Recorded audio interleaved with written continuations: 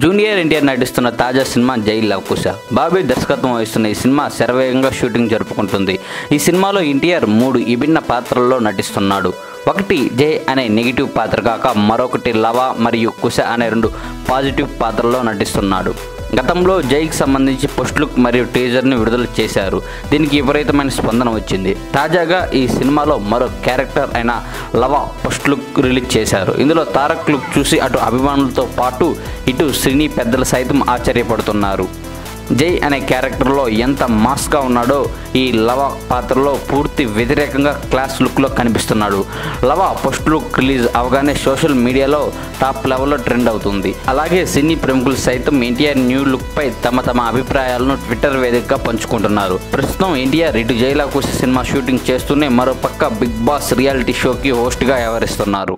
ఈ వీడియో కనుక మీకు నచ్చితే లైక్ చేయండి, షేర్ చేయండి, బట్ సబ్స్క్రైబ్ చేయడం మాత్రం మర్చిపోకండి.